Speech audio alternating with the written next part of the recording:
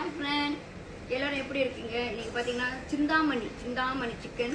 இது ஒரு கோழி பார்த்தீங்கன்னா இந்த மாதிரி சின்னதாக வெட்டிக்கிட்டு இந்த கரண்டியில் ஒரு கரண்டி உப்பு, ஒரு கரண்டி நிறைய மஞ்சள் போட்டு 1 மணி நேரம் நான் அது ஊற வச்சுட்டேன் மிக்ஸ் பண்ணி. ஓகே, நம்ம இப்போ வந்து வீடியோக்கு போவோம். இப்போ பார்த்தீங்கன்னா கடுகு, இந்த கரண்டியில் அரை கரண்டி கடுகு,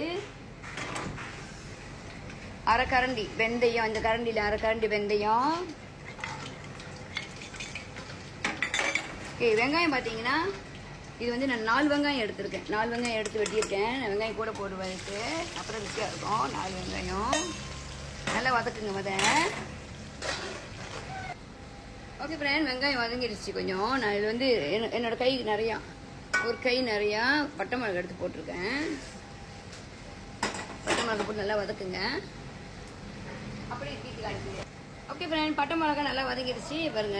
நான் வந்து ஒரு பவுல் நிறையா இஞ்சியும் பூண்டும் அரைச்சது எடுத்திருக்கேன், பிளெண்ட் பண்ணது போட்டு நல்லா வதக்கிட்டு. ஓகே ஃப்ரெண்ட் பாருங்க, இஞ்சி பூண்டு நல்லா வதங்கிடுச்சு. இந்த கோழி அதில் நல்லா போட்டு இப்படி கிளறுங்க. நல்லா கிளறிட்டு மூடி போடணும், நல்லா கிளறுங்க. ஓகே ஃப்ரெண்ட், இறச்சி நல்லா வதக்கிட்டேன். நான் பாருங்கள் கொஞ்சம் தண்ணி தான் ஊற்றுறேன், ரொம்ப தண்ணி ஊற்றக்கூடாது. நான் ஒரு சின்ன பவுலில் தண்ணி எடுத்துருக்கேன். எடுத்துட்டு நல்லா ஊற்றி கிளறிட்டு மூடி போட்டுருங்க. ஒரு 10-15 நிமிஷம் நல்லா வேகட்டும். ஓகே ஃப்ரெண்ட், இங்கே பார்த்தீங்கன்னா கோழி நல்லா சாஃப்டாக பாருங்கள், நல்லா வெந்துருச்சு. இப்போ நான் இறக்க போகிறேன். கருப்பில் போட்டுக்குங்க. கருப்பில் போட்டு நல்லா கிளறி எடுத்தீங்கன்னா இந்த சிந்தாமணி சிக்கன் ரொம்ப ருசியாக இருக்கும். கொஞ்சம் உரப்பாக தான் இருக்கும், வேணா உங்கள் உரப்பை குறைச்சிக்கோங்க. ரொம்ப ருசியாக இருக்கும். நீங்கள் இந்த சிந்தாமணி சிக்கன் ட்ரை பண்ணி பாருங்கள்.